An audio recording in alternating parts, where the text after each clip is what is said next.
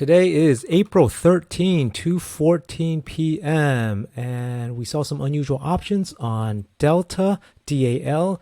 As you may know, it reported earnings this morning. And so there's lots of activity going on, very volatile. You see here in the morning, it had dropped all the way to 32.5. And then it came back up. Now it's at 33.5. So where is Delta going from here? So we'll suggest a trade idea that we did that's not exactly the same as the unusual options and kind of go over the analysis. And so here we are. This is the options that we saw at 140. So this was just about 40 minutes ago. And you'll see here this April 28, these 35 call strikes here, 2,418 of them being bought. You'll also see that at the same time at 140 at the 22-second mark, these 34 strike puts were also transacted, you'll see. So if you look at this kind of trade, take a look at this 806 and this 2418. So could this possibly also be a ratio? 2418 divided by the 806. So that's quite a coincidence, right? An exact ratio of 3. So for every 34 strike puts they had sold, they had bought 3 more of these calls. So that's what's going on here. So we think that's quite significant.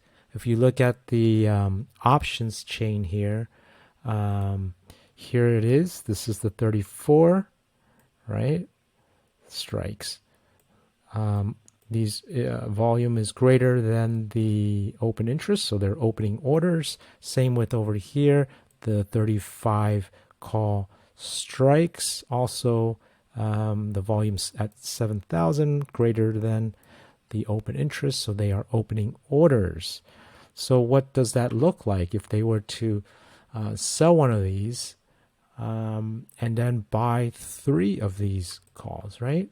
So they taking the credit from that sale of that put and buying the 35 strikes, and it looks like that minimizes their cost of these 35 strike to basically 0, or they're actually collecting a 2 credit if they were to do this trade right now.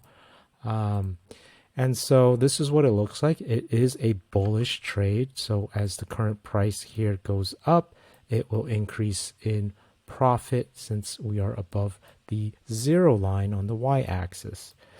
So if we look at the Greeks here, you'll see that this is quite bullish. It's 138 delta at the moment. They're getting more than 100 delta. It is a negative theta decay of negative about 4.96. So keep that in mind.